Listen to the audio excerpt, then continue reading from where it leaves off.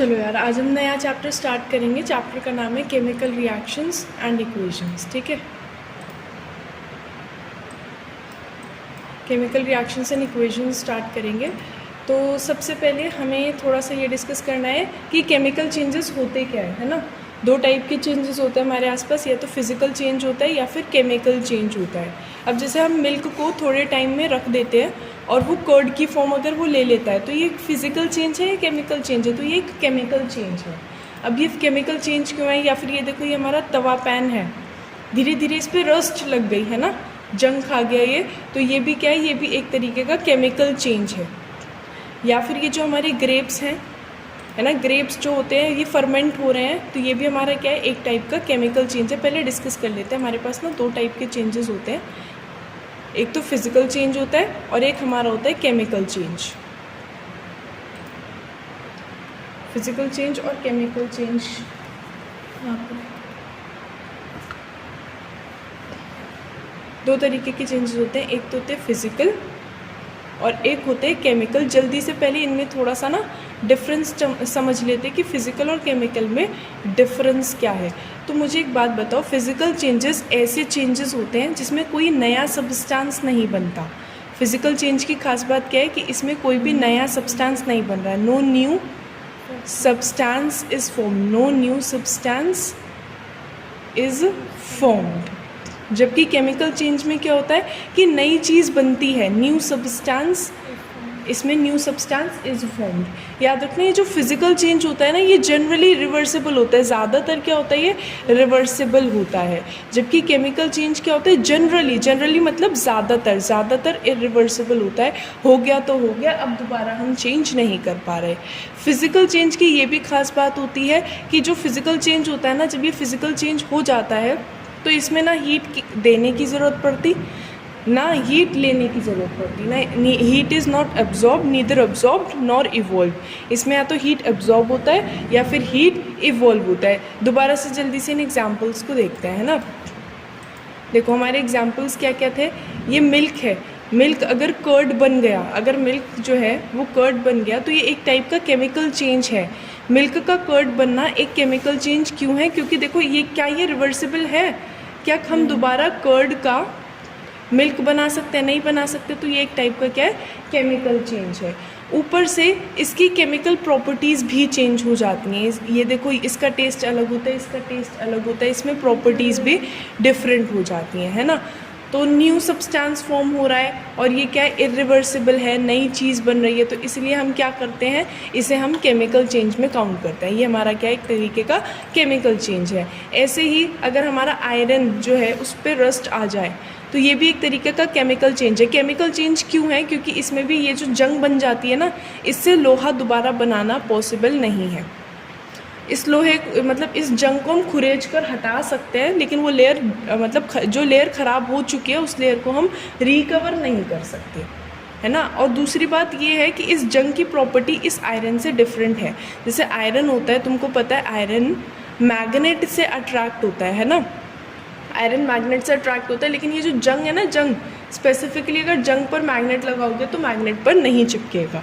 ये जंग हमारे लिए प्रॉब्लम ही इसलिए क्योंकि ये आयरन जैसा नहीं है, आयरन जैसा बिल्कुल भी नहीं है। आयरन कैसा होता है? स्ट्रॉन्ग होता है, लेकिन जंग बिल्कुल भी स्ट्रॉन्ग नहीं होती, ये वीक होती है ना। इसलिए तो जब जंग लग जाती है तो वो जो ब्रिज है, सुना होगा कि आयरन का ब्रिज टूट गया, क्योंकि ये इतना स्ट्रॉन्ग नहीं है। तो इसकी प्रॉपर्टीज़ भी चेंज होती हैं।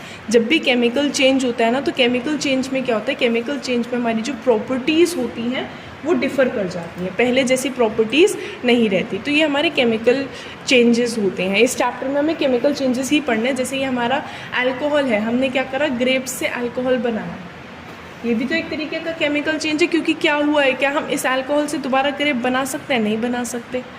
क्या इसकी प्रॉपर्टी चेंज हुई है? बिल्कुल, प्रॉपर्टीज़ तो इंटायरली डिफरेंट हो गई हैं, है ना।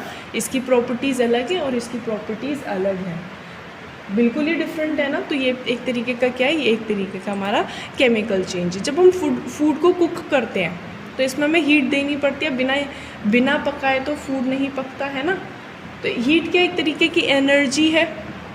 और जब तुम एनर्जी दे रहे हो या एब्जॉर्ब करवा रहे हो या हीट निकल रही है तो वो एक टाइप का केमिकल चेंज होता है। दूसरी बात, क्या इस फूड से हम रॉ फूड वापस ला सकते हैं? इससे हम रॉ फूड जो है वो वापस नहीं ला सकते। तो ये एक तरीके का क्या हो गया, ये हमारा एक तरीके का केमिकल चेंज हो गया है ना। ये देखो फूड हमारी बॉडी में कैसे डाइजेस्ट होता है, पता होगा। ये जो हमारा फूड है सबसे पहले ये हमारा कहाँ जाता है, हमारे ईसोफेगस में जाता है। ईसोफेगस को क्या कहते हैं, ईसोफेगस को हम एक और चीज़ भी बोलते हैं जो शायद सुनाओ, फूड पाइप। सबसे पहले कहाँ जाता है, फूड पाइप में जाता है, उसके बाद स्टमक में जाता है। इसके बाद क्या होता है, जैसे ही खाना ना यहाँ स्टमक में पहुँचा उसके बाद हम सांस भी लेते हैं। याद रखना, कभी ट्राई करना, हम सांस लेते लेते खाना नहीं खा सकते। मतलब पहले हम खाना स्वोलो करेंगे फिर सांस लेंगे। स्वोलो करते करते तुम सांस नहीं ले पाओगे। पहले खाना तुमने क्या करा, ईसोफेगस में गया ही हमारा, फिर तुम क्या करोगे, इसमें ना ऑक्सीजन, इसमें हमारा क्या आ जाएगा, ऑक्सीजन आ जाएगा, है ना। ऑक्सीजन क्या करेगा, इस फूड को ऑक्सीडाइज कर देगा। पहले हमने क्या करा, खाना गया पेट में, फिर हमने सांस भी ले ली तो ऑक्सीजन भी आ गया। ये ऑक्सीजन क्या करता है, हमारा जो फूड है ना, हमारा जो खाना है उसको ऑक्सीडाइज कर देता है। उसको क्या कर देता है, ऑक्सीडाइज। ऑक्सीडाइज करके पता है दो चीज़ें बनाता है ये। कौन सी दो चीज़ें बनाता है, एक तो बनाता है कार्बन डाइऑक्साइड और एक बनाता है वाटर और एक बनाता है एनर्जी। ये तीन चीज़ें बनती हैं, ये पूरा प्रोसेस होता है हमारा, है ना। सबसे पहले हमने क्या करा, खाना लिया, खाना ऑक्सीडाइज हुआ, कार्बन डाइऑक्साइड बना है, वाटर बना है, एनर्जी बना है। कार्बन डाइऑक्साइड को तुम वापस एक्सहेल कर देते हैं, सुना होगा ना, ऑक्सीजन लेते हैं, कार्बन डाइऑक्साइड छोड़ते हैं, तो कार्बन डाइऑक्साइड फूड को ऑक्सीडाइज करके बनता है। और ये जो एनर्जी होती है ना, ये हमारी बॉडी यूज़ कर लेती है। तो ये पूरा प्रोसेस है। इसमें एनर्जी क्या होती है, एनर्जी इसमें बाहर निकल रही है, एनर्जी इवॉल्व हो रही है। एनर्जी क्या होती है इस प्रोसेस में, इवॉल्व होती है। तो ये केमिकल चेंज है ना।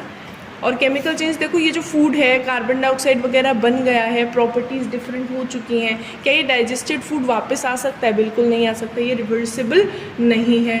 इसमें एनर्जी का लेना देना भी हो रहा है और प्रॉपर्टीज़ भी पहले से डिफरेंट हो जाती हैं। जो तुमने खाना खाया और जो बाद में बचा उसकी प्रॉपर्टीज़ बिल्कुल डिफरेंट है। तो ये एक तरीके का कैसा चेंज है, ये एक तरीके का केमिकल चेंज है।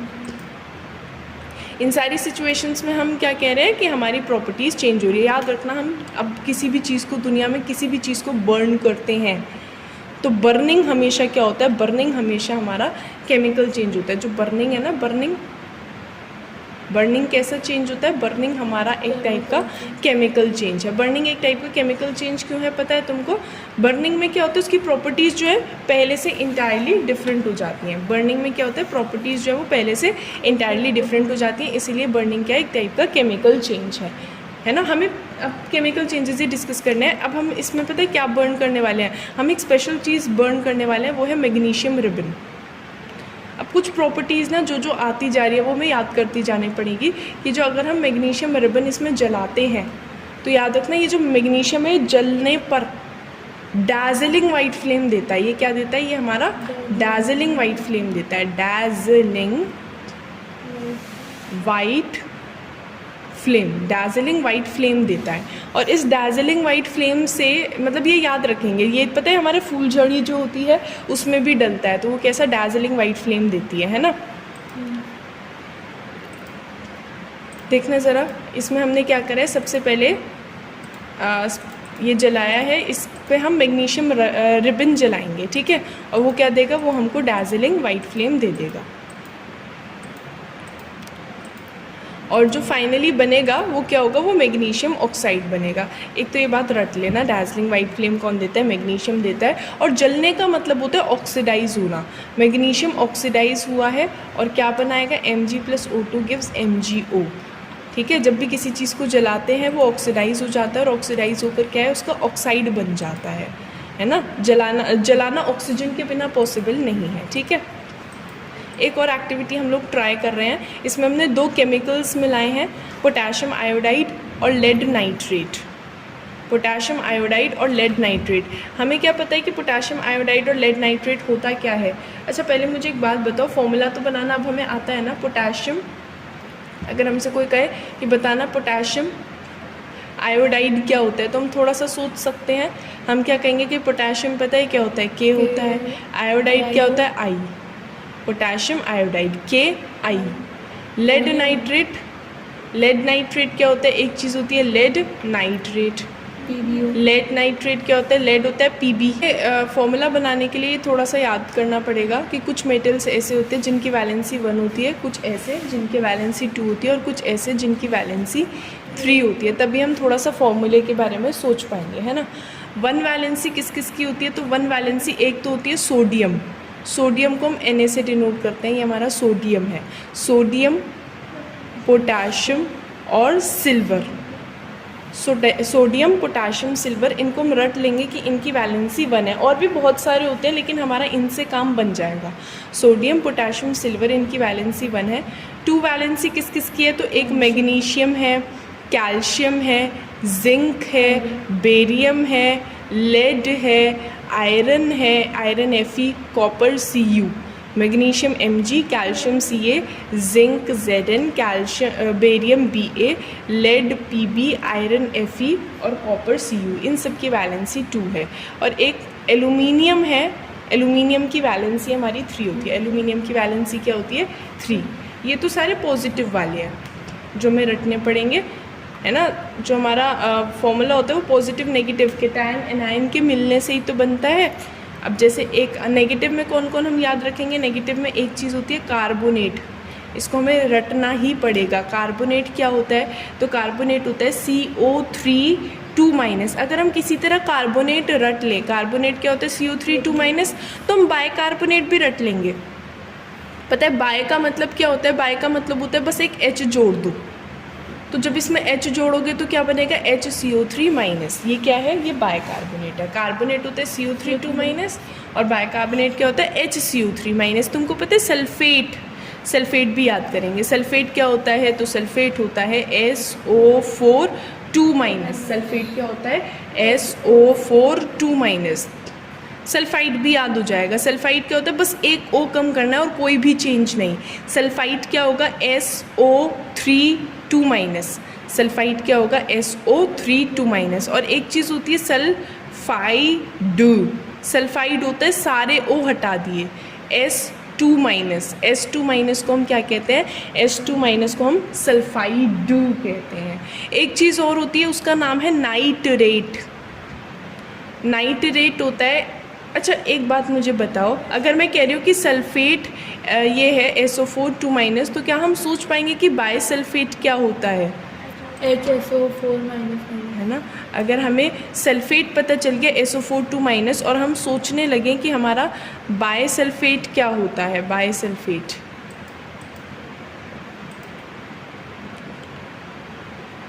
एक चीज़ होती है बायसल्फेट।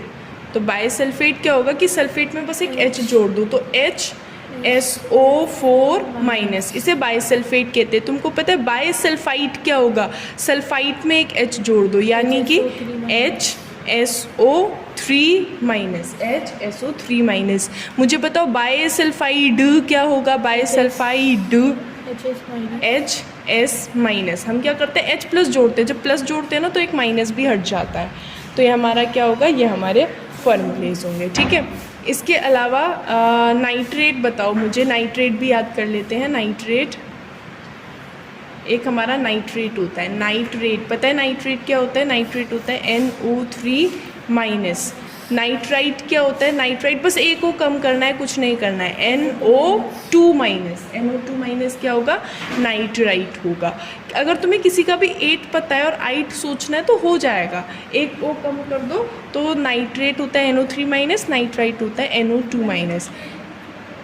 नहीं, नाइट्रेट, नाइट्राइट। इसके अलावा एक तुम याद कर लो, हाइड्रोक्साइड। हाइड्रोक्साइड क्या होता है? OH-। हाइड्रोक्साइड क्या होता है? OH-। एक ऑक्साइड भी रट लो, ऑक्साइड क्या होता है? O2-। ऑक्साइड क्या होता है? O2-। एक क्लोराइड और रट लो, क्लोराइड क्या होता है? Cl-। क्लोराइड क्या होता है? Cl-। तो ये हम अगर ये सब याद कर लेंगे ना तो हम फॉर्मूले इजीली बना पाएंगे। देखो एक आध तुम्हें फॉर्मूला बनाना सिखा देती हूँ मैं, पहले ये याद कर लेंगे ना हम किसी तरह कि ये क्या क्या चीज़ें होती हैं। जैसे अगर हमसे कोई कह के बताना ज़रा, लेड नाइट्रेट क्या होता है? लेड नाइट्रेट, बहुत ध्यान से सोचेंगे हम, है ना। कि पता है हमारा लेड नाइट्रेट क्या होता है। लेड तो होता है Pb, नाइट्रेट क्या होता है NO3। हमें क्या पता है कि Pb की वैलेंसी क्या है 2, और हमें क्या पता है NO3 की वैलेंसी क्या है 1। जब हम इन्हें क्रॉस करेंगे हमें क्या करना पड़ता है, पहले तो लेड लिखा, हमें कैसे पता चलेगा ये रहा लेड वैलेंसी 2 है। फिर हमने नाइट्रेट लिखा, ये रहा NO3, जितना इस पर नेगेटिव चढ़ा हुआ है ना वही उसकी वैलेंसी है। तो नाइट्रेट क्या है NO3 वैलेंसी 1। जब हम इन्हें क्रॉस करवाएंगे यहाँ से 2 जाएगा, यहाँ से 1 जाएगा, ये बन जाएगा PbNO3 होल ट्वाइस। ये किसका फॉर्मूला है, ये लेड नाइट्रेट का फॉर्मूला है। ये किसका फॉर्मूला है, लेड नाइट्रेट का ऐसा फॉर्मूला बनता है। समझ गए फॉर्मूलेस कैसे हम लोग बना सकते हैं। हमारा एल्यूमिनियम सल्फेट क्या होता है, ठीक है, तो थोड़ा सा फॉर्मूला बनाने की कोशिश करते हैं। एल्यूमिनियम सल्फेट क्या होगा, एल्यूमिनियम सल्फेट, पहले हम एल्यूमिनियम सोचेंगे, एल्यूमिनियम क्या होता है Al, फिर हम सल्फेट सोचेंगे, सल्फेट होता है SO4।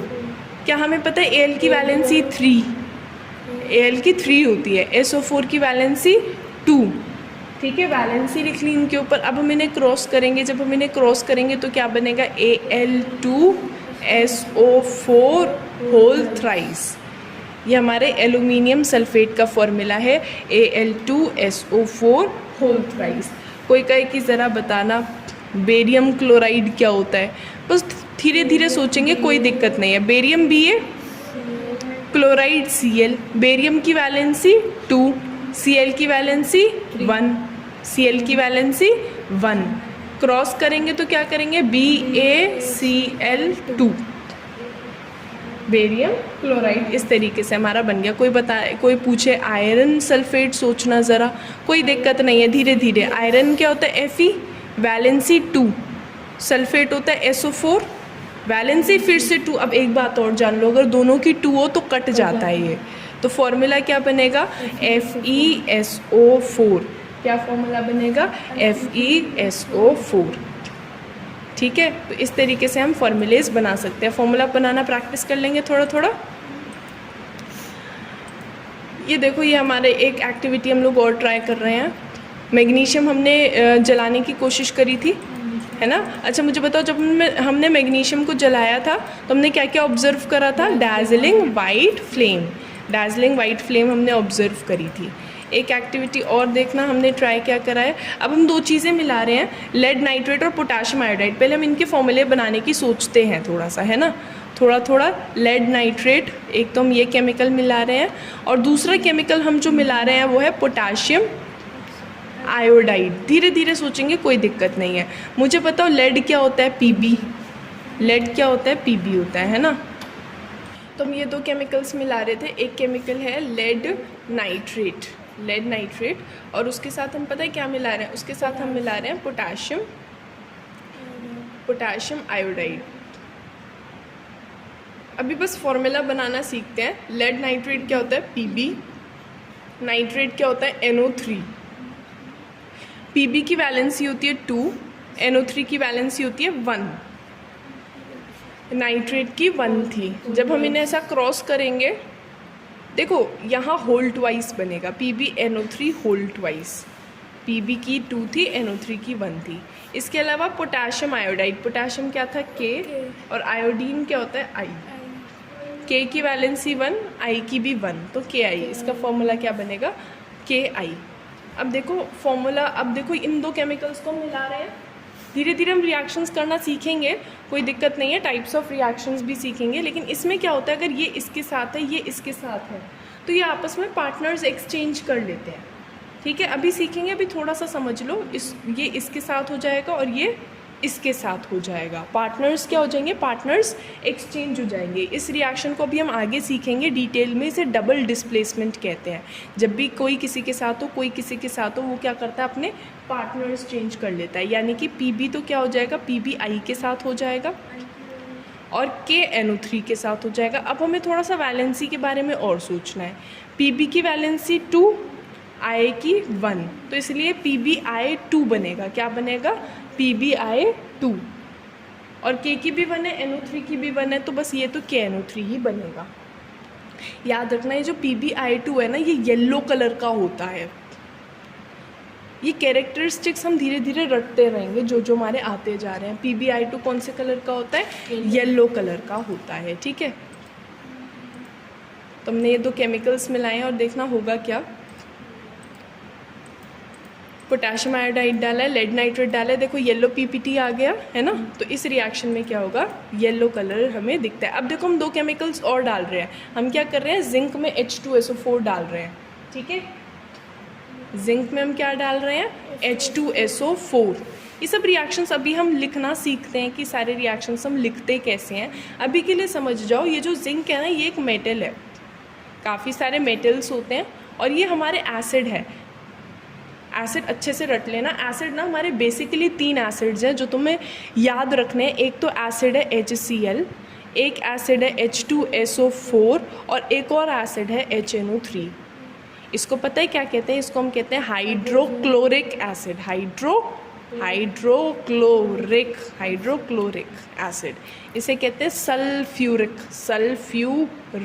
एसिड। और इसका भी नाम है, इसका नाम है नाइट्रिक एसिड। इसका नाम क्या है? Nitric acid. ये 3 एसिड्स हैं जिनको हमें याद रखना पड़ेगा। हम कोई सा भी मेटल अगर किसी भी एसिड में डालते हैं तो ध्यान रखना क्या होता है। H के अलावा जो भी तुम्हें दिख रहा है, H के अलावा SO4 दिख रहा है ना, H के अलावा जो भी दिख रहा है उसे मेटल के पास भेज दो। तो ये जो SO4 है ये Zn के पास जाएगा, क्या बनाएगा? ZnSO4। और ये हाइड्रोजन गैस निकल जाएगी। हाइड्रोजन गैस क्या होती है? निकल जाती है। इस हाइड्रोजन की कैरेक्टरिस्टिक्स भी हमें याद करनी है। हाइड्रोजन गैस जो है ना, जब भी निकलती है तो ये पॉप साउंड से निकलती है। जब ये जलती है ना तो पॉप की आवाज़ आती है। हाइड्रोजन गैस का टेस्ट है। हमें कैसे, कोई गैस हमें दिखती तो है नहीं, तो हाइड्रोजन गैस का पता ही कैसे लगेगा? इसे जलाकर देखो, जलाओगे तो पॉप की आवाज़ आएगी। और दूसरी बात, इसकी ब्लू कलर की फ्लेम होती है। जब ये जलती है ना तो ये ब्लू कलर की फ्लेम देती है। हम कोई सा भी मेटल किसी भी एसिड में डाल सकते हैं। जैसे कि हम लोग कैल्शियम ले सकते हैं और कोई और एसिड यानी H2SO4 ले सकते हैं। हम कोई और मेटल Mg ले सकते हैं, कोई और एसिड HNO3 ले सकते हैं। हम कोई और मेटल एल्यूमिनियम ले सकते हैं, कोई और एसिड HCl ले सकते हैं, ठीक है। ये सारे रिएक्शंस हम लोग कंप्लीट करने की कोशिश करेंगे। मुझे बताओ इसमें क्या होगा? H के अलावा जो भी है वो मेटल के पास, Ca के पास क्या आ जाएगा? SO4, CaSO4 और हाइड्रोजन गैस निकल जाएगी। थोड़ा सा वैलेंसी का सोच लेना। कैल्शियम की 2, SO4 की 2 से 2 कट जाएगा तो ये तो यही रहेगा, कोई दिक्कत नहीं है। ये तो अकेला है, अकेले में कोई वैलेंसी नहीं देखनी। हाइड्रोजन गैस H2 की फॉर्म में निकलती है। हाइड्रोजन की वैसे वैलेंसी 1 होती है। हाइड्रोजन की जो वैलेंसी होती है वो 1 होती है, लेकिन अगर कोई अकेला है तब वैलेंसी नहीं देखते, कोई किसी के साथ है तब वैलेंसी देखते हैं, है ना। अब जैसे Mg को HNO3 में डाले, मुझे सोच के बताओ H के अलावा NO3, Mg के पास क्या गया? NO3, लेकिन वैलेंसी के हिसाब से ही जाएगा। Mg की वैलेंसी क्या होती है? 2, तो ये बनेगा MgNO3 whole twice, MgNO3 whole twice और हाइड्रोजन गैस निकल जाएगा। अब जैसे ये है Al प्लस HCl, बस कुछ नहीं, H के अलावा क्या है? Cl जाएगा Al के पास। AlCl बना है, लेकिन Al की वैलेंसी क्या है? 3 और हाइड्रोजन गैस निकल जाएगा।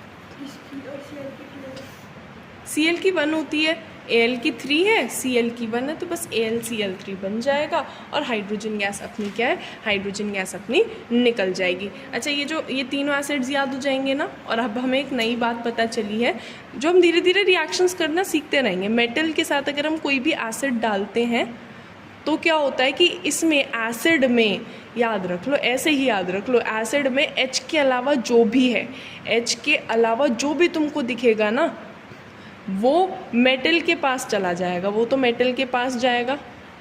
और जो हाइड्रोजन है वो इवॉल्व हो जाएगी, हाइड्रोजन इवॉल्व हो जाएगी। और हाइड्रोजन गैस की खास बात क्या है? ये जो हाइड्रोजन गैस दिख रही है पॉप साउंड देती है और ब्लू फ्लेम देती है। कौन सी 3 मेन एसिड्स हम लोग याद रख लेंगे? HCl, H2SO4, HNO3। ये रिएक्शंस क्लियर हो गए या एक आध करके दिखाऊं? हो गया ना पक्का? एक 1 वैलेंसी वाला ले लेते हैं बस लास्ट, K ले लेते हैं, पोटेशियम, और कोई एसिड ले लेते हैं H2SO4, ठीक है। क्या होगा? H के अलावा SO4 है, मेटल के पास जाएगा।